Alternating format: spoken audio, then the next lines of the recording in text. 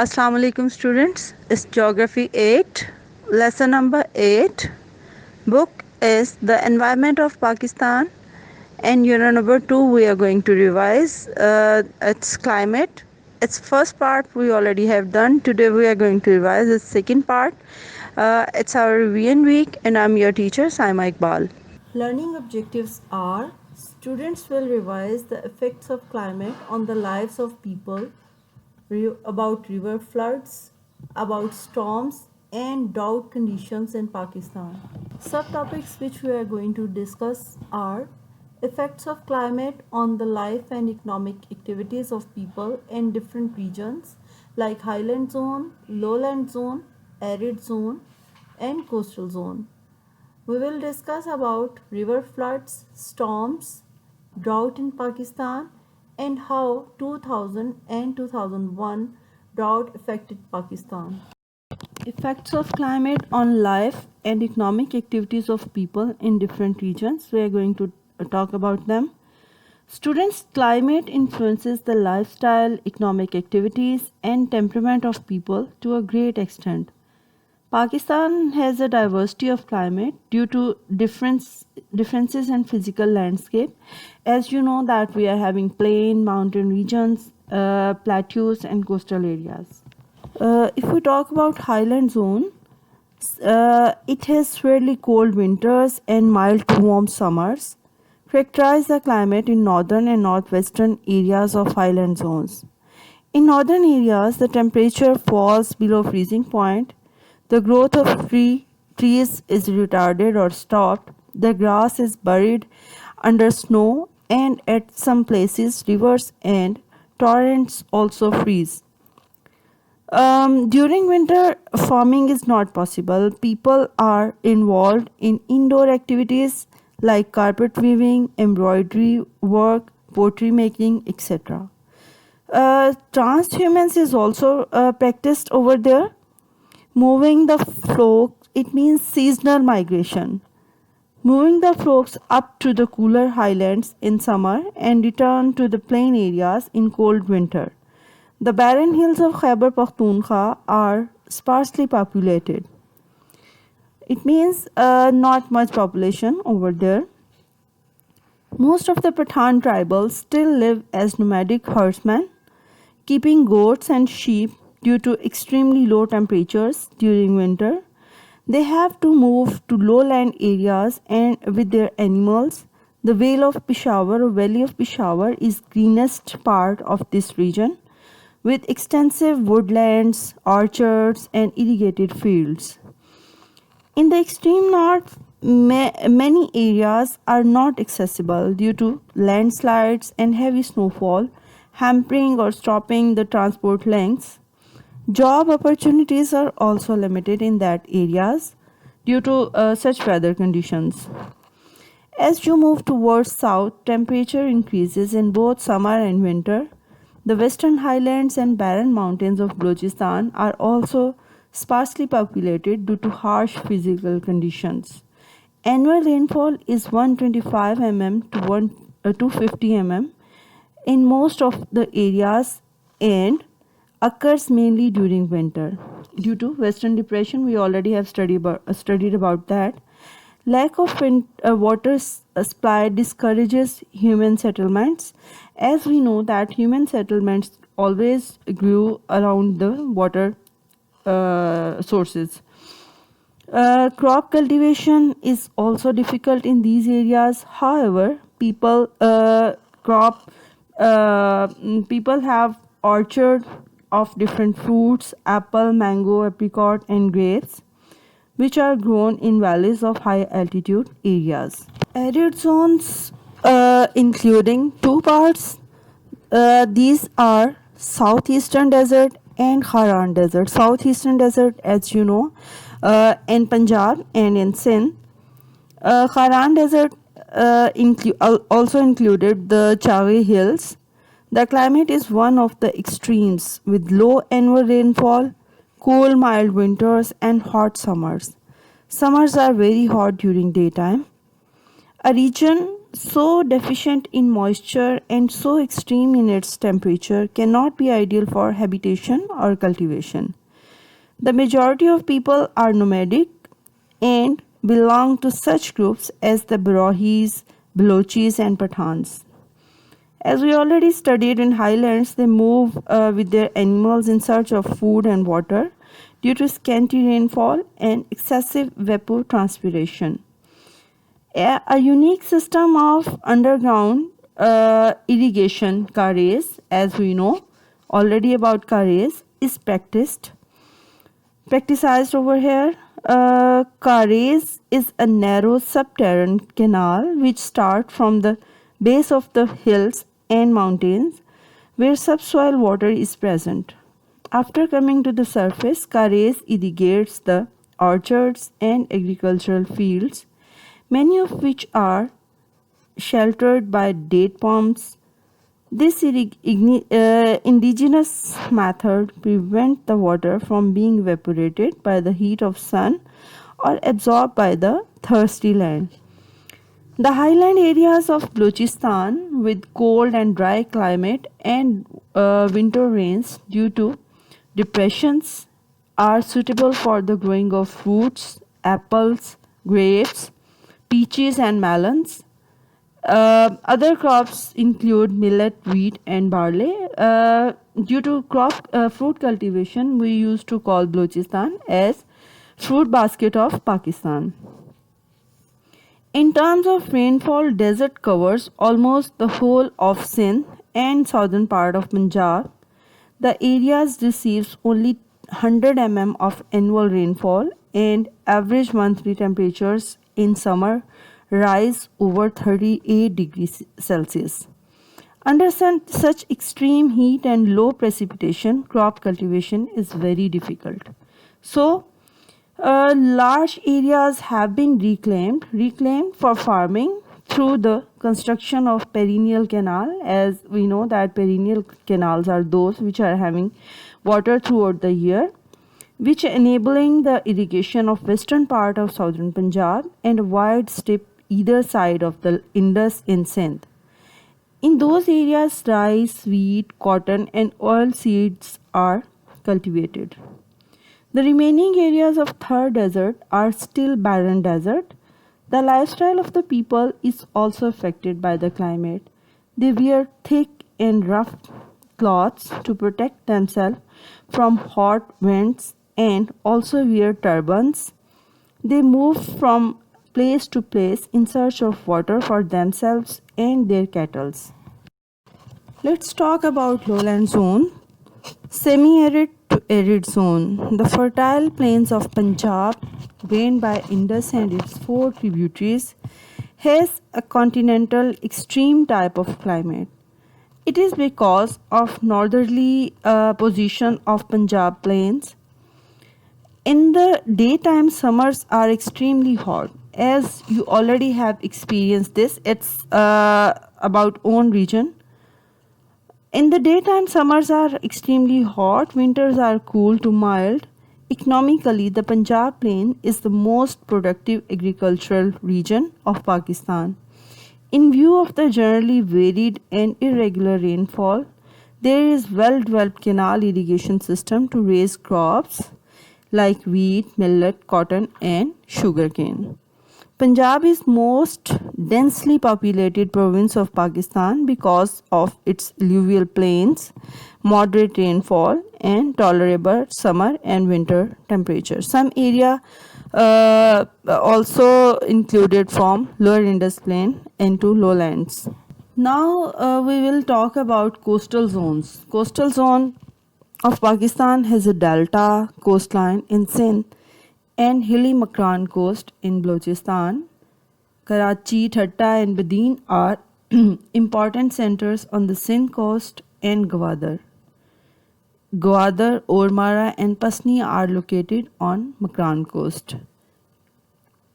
Karachi has a mild climate with a low average precipitation, approximately 250 mm per annum per year, the bulk of which occurs during July-August monsoon season. Winters are mild and summers are hot.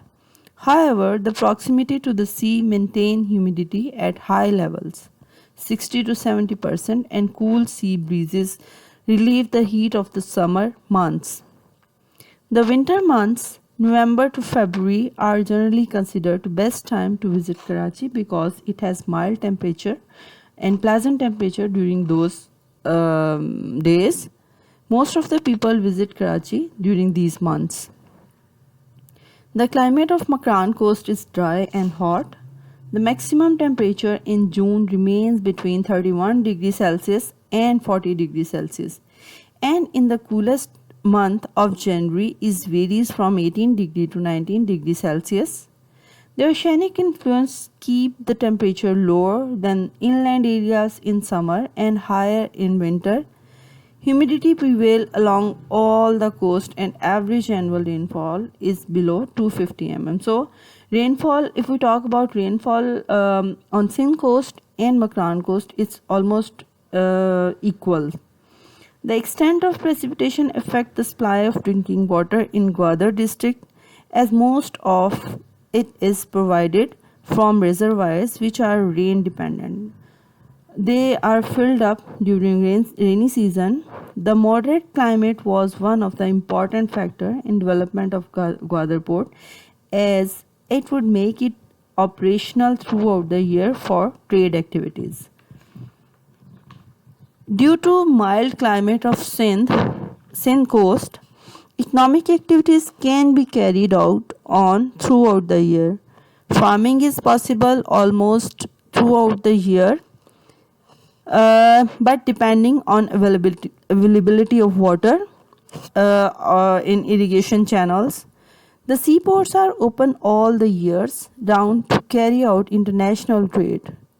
Road and rail transport links to inland areas are never closed for business and economic activities. Air flights are rarely cancelled due to climatic reasons.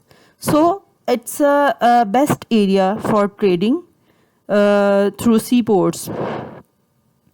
All type of industries ranging from cottage and small scale to large scale manufacturing are operational in all seasons. However, during summer months, tropical cyclones sometimes causes coastal flooding in low-lying areas, causing damage to infrastructure, shanty homes, and farmland of Indus Delta. Fishing is nearly impossible when the sea is wild, thus, fishing communities suffer economic losses due to tropical cyclones in those areas. Students, now we will talk about river floods of our own area that we are having Indus River and its tributaries with us. River provides an attraction for human settlements and economic development. Water is vital resource to people for drinking, washing, industrial processes, liar, agriculture, and transport. As we know that all civilization grew along the rivers or water resources. However, excessive water in the rivers may cause floods. The Indus and its tributaries swell and almost every year overflow their banks. The flood in most years is not serious. However, every 7-8 years there are severe floods. Serious floods occurs in 1955, 1973, and 1978. In the 80s and 90s, serious floods also occurred, causing large-scale devastation. In 1955, a flood inundated 2,420 villages, 400 people, and 70,000 cattle lost their lives. The Ravi siphon, a canal to release water to the fields, was destroyed. The total damage caused by a flood amounted to 83 million rupees. In 1973, floods inundated 3.6 million hectares, killed 1,600 persons, and demolished 3 million homes. Now, what we can do to reduce the risk of floods? We can take some preventive and curative measures. Planting trees on the foothills to check the flow of running water, enlarging the river channel so that it can hold more water, building embankments on either side of channels to prevent the spread of overflow or flood water, building extra channels to take flood water away from towns. You can say that seasonal canals or channels we can build.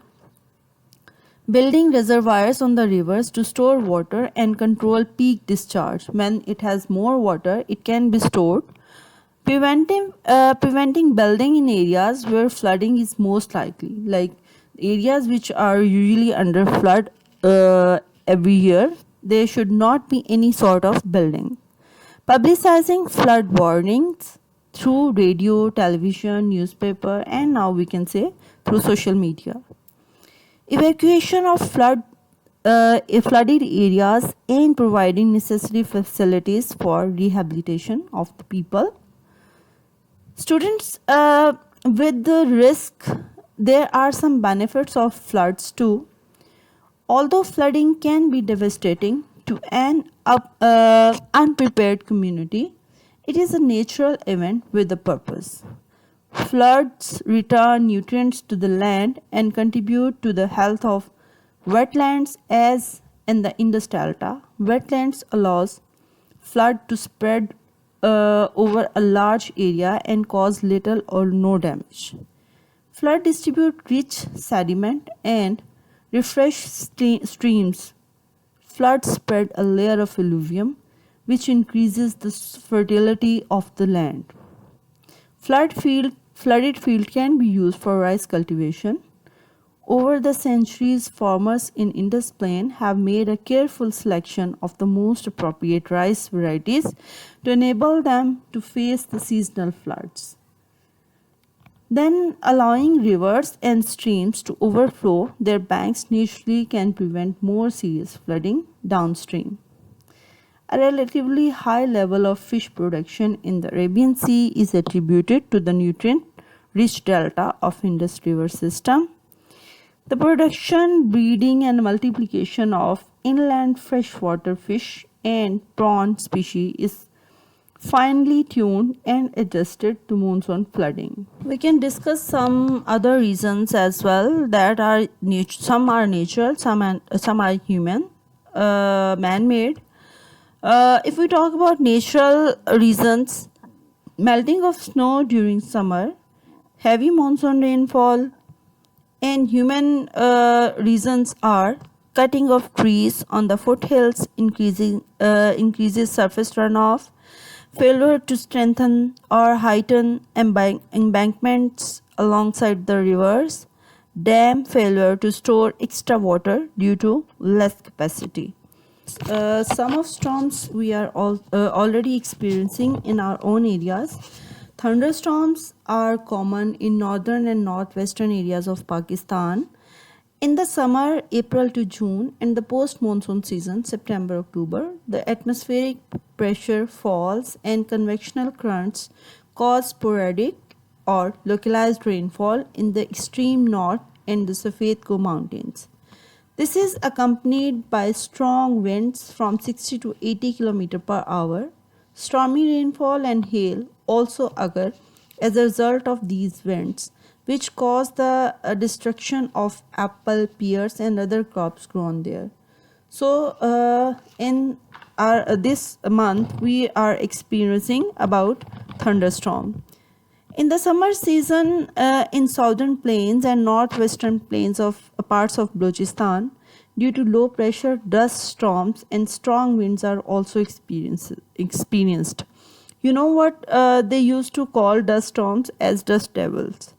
Sometimes such dust storm also hit the upper Indus plain and like flood damaged crops and orchards.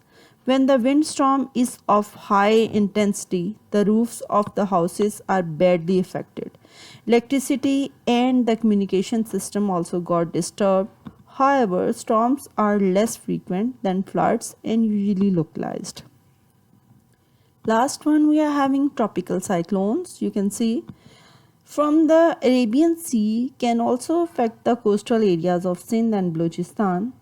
In May 1999, a tropical cyclone 2A hit the coastal areas of Sindh, causing widespread damage to the people and their belongings. The destruction caused by a storm increases if relief teams are either delayed or not reached at all.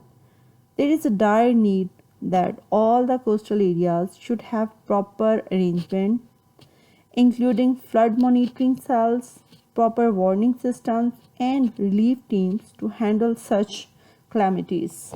Drought in Pakistan.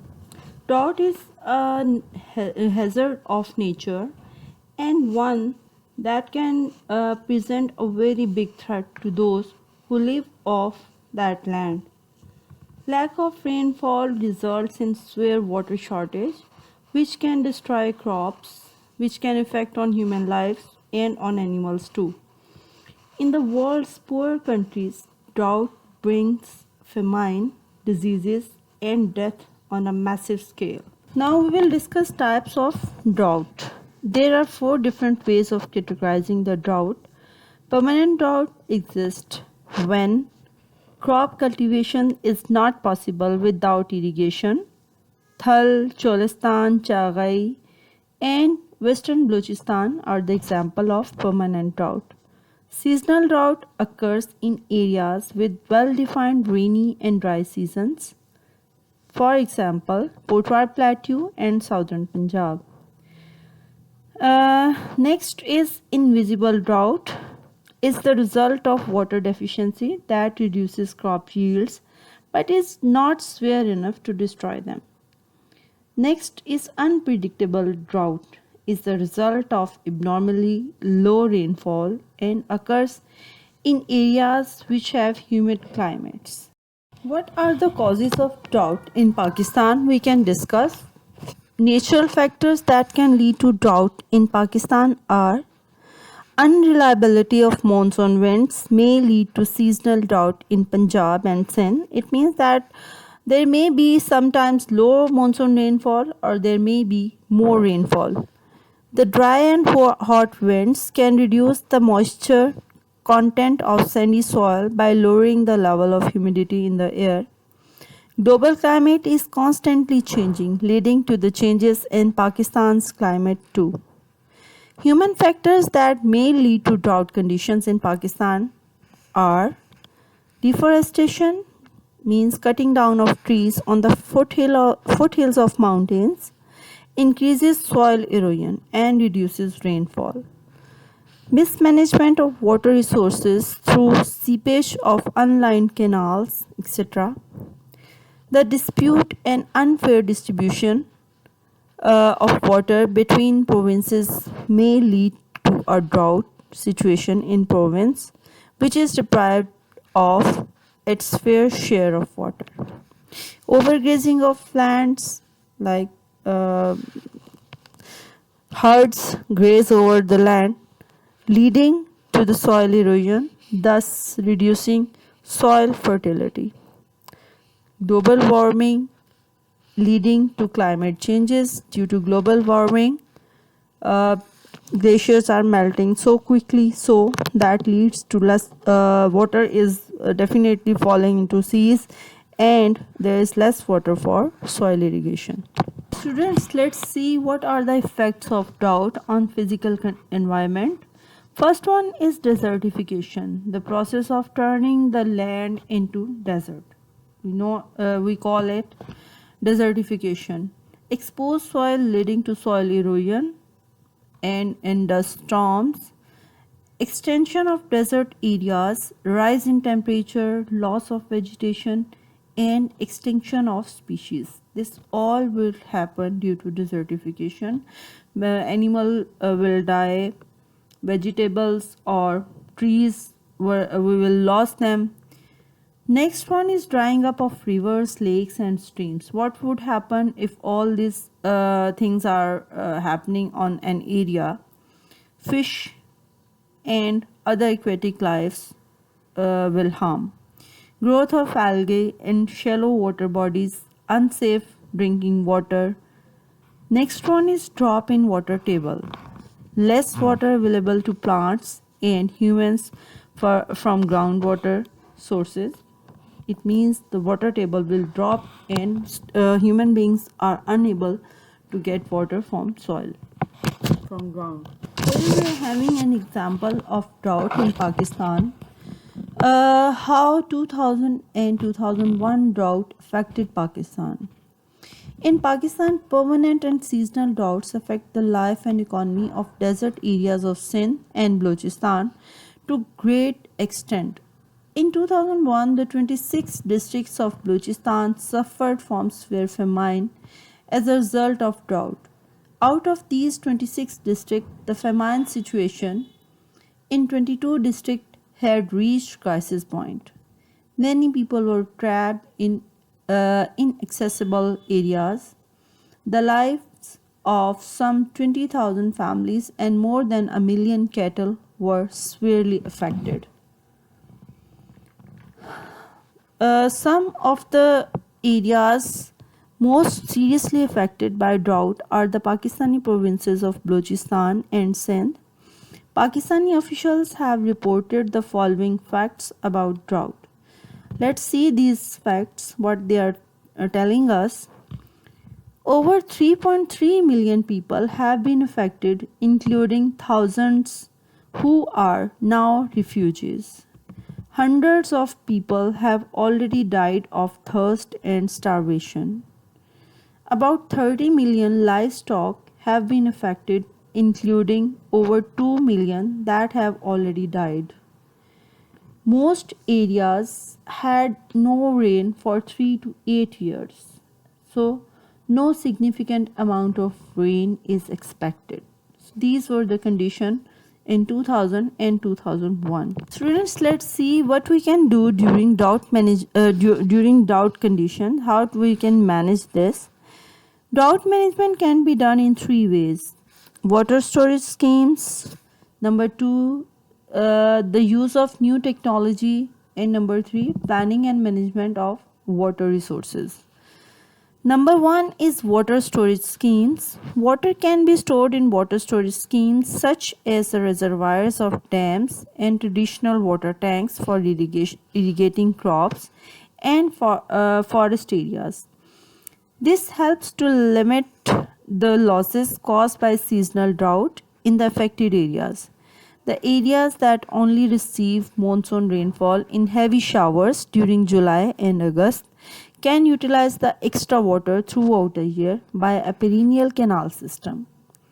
More such projects are required to meet the water demands of growing population. Number 2, we can see the use of new technology.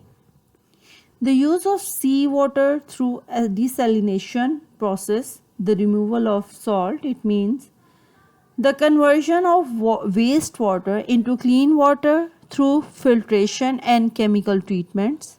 The use of the variety of seeds for crop cultivation which are drought resistant and consume less water. The lining of canal to avoid the wastage and uneconomical use of existing water resources. In Pakistan, large amounts of canal water are wasted due to seepage from unlined canals, causing waterlogging and salinity. Number 3, planning and management of water resources. Furthermore, the government should ensure that high priority is given to the allocation of the water resources for the basic needs of people and of the economy. For that, definitely for agriculture and industrial uses. So these are some points we have revised. Up till now we discussed about economy of and lifestyle of different zones. We discussed about river floods, about storms, and about drought management and drought. Students, here is your assignment work. Assignment is attached with that video. Find that attachment and complete your given tasks.